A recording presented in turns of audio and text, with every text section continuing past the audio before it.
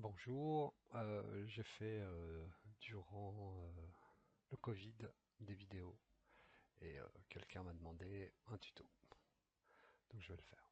Je fais un plane 100 par 100, j'enlève toutes les faces, un cercle qui va me permettre de faire mon élastique, c'est un spline et qui fait 5 cm. Je trouve que j'avais taille flow, je passe par le raccourci X et voilà mon taille flow. Je vais ranger un peu toutes mes affaires.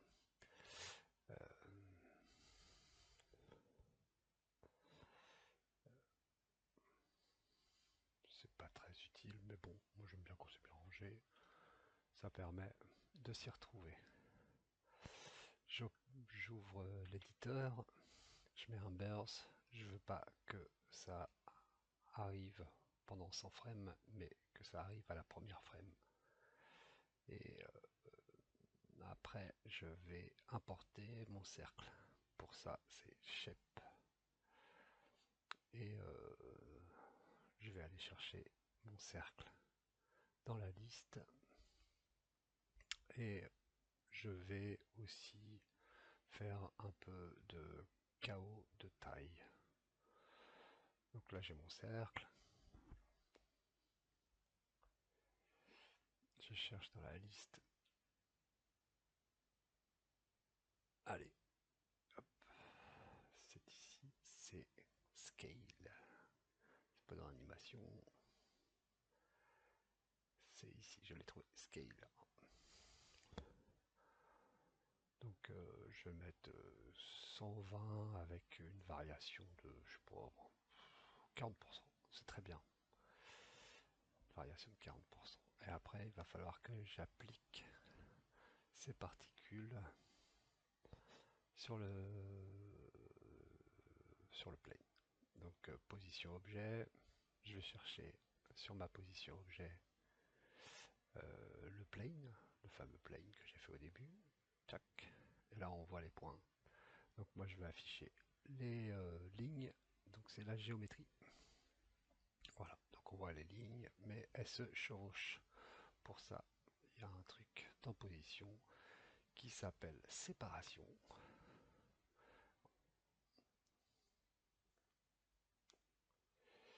On voit séparation à 5, on va augmenter 11, 12, c'est pas mal, 11, allez, et puis on va essayer plusieurs tries.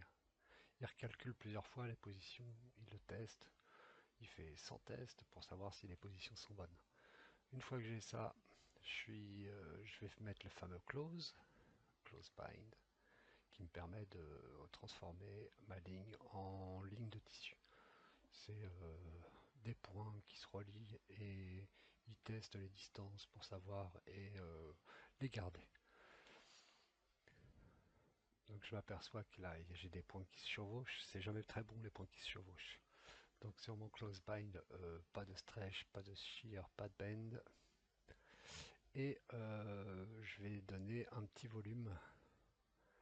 Donc c'est un surface. Donc je regarde.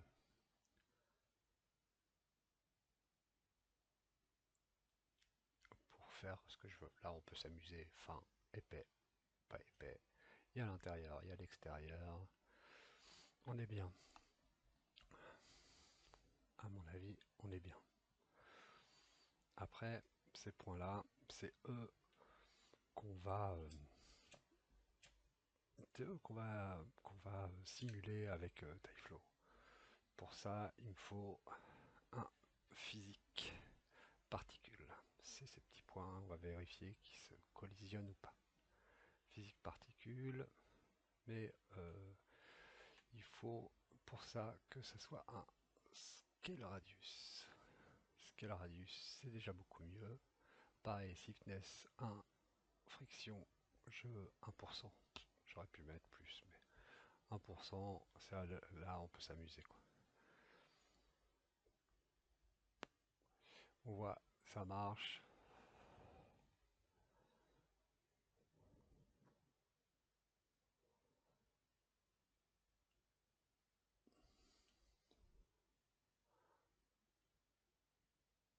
Là, on va pouvoir justement commencer à voir si ma simulation fonctionne bien ou pas bien. Donc je vais mettre un peu de turbulence, pas trop fort parce que c'est jamais très bon. Avancer comme ça, après avec une force de 1,2, on fait un play, et voilà, ça bouge. Bon, on voit bien que tout se croise et tout se chevauche. Il faut savoir que pour l'instant, je suis en 3D. Il va falloir pour ça que je me mette en 2D pour pas que tout se chevauche et se croise. Pour se mettre en 2D, je vais limiter l'action de mes particules en hauteur. Donc, sur mon limiteur, je dis que mon Z, il bouge pas, il reste à 0 et il reste à 0. Si je fais play, ben ça marche pas. Pourquoi ça marche pas? Parce que il n'y a pas d'interframe et de time step. En gros, il faut que je vérifie plusieurs fois par frame si tout se croise. Bon là, on voit que ça marche, les trucs ne se croisent pas, les points ne se croisent pas, et on a quelque chose qui ressemble un peu à des cellules. C'est assez joli, ça donne des idées. Ça peut donner des idées pour la suite. Si un jour je veux faire un truc de cellules, je peux les fermer, je peux. Mais c'est pas notre sujet pour l'instant. Donc, on se retrouve avec nos petits cercles qui bougent. Maintenant, qu'est-ce qu'on va faire? On veut qu'ils soient attirés vers le centre. Donc pour les attirer vers le centre, je vais mettre une gravité. Dans les forces, gravité, voilà, ça c'est une gravité qui pousse, mais si je la mets cylindrique, sphérique, tout va être attiré vers ce centre, sachant que je suis toujours limité en 0. Je mets une petite gravité parce que je sais qu'elles sont super fortes à chaque fois. Voilà, donc ça bouge pas, mais c'est normal, je ne l'ai pas mis dans les forces. On va le mettre dans la force. Ma force, elle est à côté de ma turbulence, là. Ici, je prends ma gravité. Si je clique sur H quand je fais pic, j'ai la liste. Donc si je fais play, là, maintenant, ça devrait fonctionner. C'est parti. Allez, go. Voilà, tout est attiré vers le centre. C'est génial, c'est super. En 23 frames, donc en une seconde, tout est au centre. Ça me paraît, pour moi, personnellement, un peu rapide. Donc on va ralentir tout ça. Pour ralentir, il y a Slow Speed, qui est génial, qui est pratique. On peut ralentir nos particules. Je prends mon Slow Speed, on va mettre, je sais pas, 25. 25 c'est bien. En spin, on met 25 aussi, au cas où. D'ailleurs, ça mange pas de pain. Et on y va. Tout est ralenti. Là, à 27, à 60. Donc, 4, 3-4 secondes, tout est au centre. C'est cool. Dans l'exemple, j'avais mis un truc, une sorte de rotation. Donc pour ça, le mieux, c'est un petit vortex. Je le mets au centre. Voilà, 0, 0, 0. Il est au centre. Je mets une force.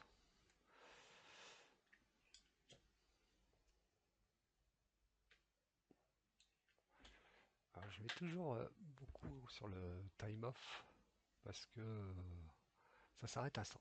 Sinon. Et il suffit que j'augmente mes frames pour que ça s'arrête en plein milieu de ma simule. Et j'aime pas ça. Axial drop, tiens, j'ai fait une erreur. C'est pas axial drop qu'il faut faire, c'est orbital speed. Enfin, axial drop, c'est parti. Ça fait rien. C'est normal. C'est orbital speed que je veux. Axial, c'est dans l'axe. Étant donné que j'ai tout limité à 0, ça ne peut pas aller dans l'axe. Donc un petit peu d'orbital speed.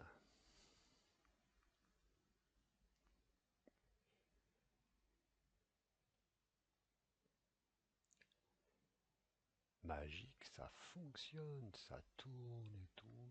C'est génial. Les collisions, ils sont bien. Je suis toujours en 2D et ça fonctionne. Moi, ce que j'aimais bien aussi, c'est que mes élastiques avaient couleurs différentes. Donc pour que j'ai des couleurs différentes, déjà il faut que j'affiche les faces. Moi, ma technique c'est d'afficher mon plane en box, comme ça je vois pas et je vois mes faces. On voit que tout est jaune. Pour ça, il faut que je mette un matériel ID. Ce matériel ID me permettra de faire pour chaque particule un random entre la valeur qu'on désire. Donc là, je mets 1, 5, mais c'est pour l'exemple, je pourrais mettre 1, 10. Et après, je fais un matériel. Multi-sub-objet matériel. Toujours dur à trouver, clac. Et donc pour l'instant, j'en ai 5. Je dis 5, pour ne pas avoir des trucs vides.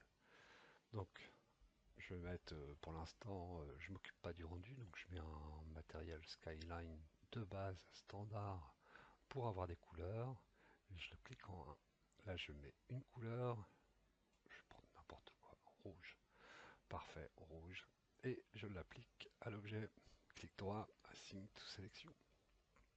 Et on voit bien, j'ai 4 matériels noirs et un matériel rouge. Je duplique mes matériaux, tic, dans le 2, voilà. Là, ça sera pas rouge, mais ça sera vert. Je duplique, clac. Là, ça sera vert d'eau. Je duplique en 4. Ça sera plutôt bleu. Et je duplique sur mon cinquième matériel. Et là, je vais mettre un mauve ou un bleu pâle. Ok, donc on voit bien là que tous mes sphères mes cercles ont des couleurs différentes. C'est pas mal. Et ça reste sur les objets pendant l'animation. C'est ce que je voulais.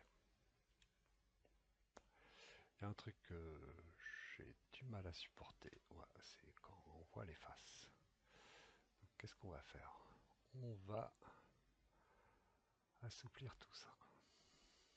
Pour assouplir tout ça, le meilleur, c'est le petit OpenSubdiv. Merci Disney de nous l'avoir offert. Et je regarde, voilà, c'est beaucoup plus smooth. Mais le fait d'assouplir les faces, ça réduit un peu l'objet. On voit bien, là j'ai des espaces entre là. Juste là j'ai des espaces. Et le mieux ce serait que ce soit presque collé pour que on ait un beau rendu. Donc je reviens dans mon TypeFlow, c'est facile, c'est dans le shape, non pas dans le shape, c'est dans le close bind. Là quand j'ai mis l'épaisseur, je peux agrandir un peu l'épaisseur. Donc hop, là 0,4, là c'est bien, 0,45 c'est encore mieux, c'est parfait. Bon, je vais aller voir un peu ailleurs parce qu'on sait jamais. Qu'est-ce qu'il m'a fait ici? C'est trop.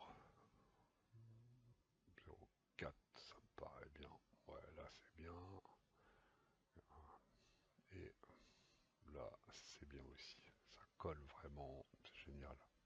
Bon, OpenSubdiv A2. Là on voit plus les faces, c'est génial, c'est propre. Je le laisse aux visualisations et en rendu je serai à 2. Je laisse à 1 en visualisation, en rendu je serai à 2. Bon, génial. Bon, on est plat, hein. Donc si on veut ne pas être plat, on a l'objet magique, là, l'outil magique qui est le petit shell, enfin petit, le shell magique. Et voilà, j'ai une épaisseur. À nous de nous amuser sur l'épaisseur qu'on veut. Bon, si c'est une épaisseur de 0, ça coplanar, c'est moche. On va prendre une épaisseur de 3. On fait play. Tout marche bien. Bon, c'est joli. C'est exactement ce qu'on voulait. J'aimerais bien quand même avoir une tranche blanche. Pour ça, je sélectionne ma face du dessus. Dans le shell, il me propose l'option. Et là, je mets un ID de matériel. Étant donné que matériel, et étant donné que les 5 sont pris, je le mets en 6. Je retourne sur mon matériel. Hop. rajoute un 6. Tac. Et il est blanc. Et magique. Étant donné que le matériel est déjà appliqué, on voit bien que c'est blanc. Génial. Donc ma tranchée blanche, les côtés sont de couleur. Je fais play. Ce qui serait bien, ça serait que ça bouge un peu. Je vérifie le real speed, c'est un peu galère sur les particules. Je le mets jamais en real speed sur les particules parce qu'il calcule frame par frame, sinon il me fait des gros sauts. Ce qui serait bien, ce serait de bouger ma gravité centrale là où ça attire et ma rotation. De faire des clés d'animation. Alors je pourrais faire un noise, mais je vais faire des clés d'animation, c'est juste pour voir. Là, ça dépend de votre projet. Ça dépend de ce que vous voulez montrer, quoi. Attiré par quelque chose. C'est facile. Je mets AutoKey, c'est N le raccourci, mais c'est AutoKey, le truc est rouge. Je me mets à la frame 17, il me crée les deux clés, la clé à 0, la clé à 17, je me fais à la frame 38, il me recrée une clé à 38 et ça bouge. Vous voyez bien qu'on calcule au fur et à mesure toutes les particules. Et une dernière clé, voilà, un peu n'importe où, c'est pour le plaisir, c'est pour le fun.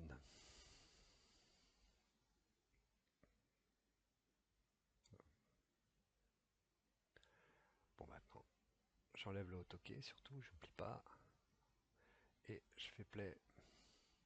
Voilà, ça se déplace, c'est attiré à un endroit, je le déplace trop vite, étant donné que j'ai mon truc qui ralentit, ça arrive vers, le centre, la gravité et la rotation, c'est parfait quoi. Qu'est-ce que je peux faire maintenant?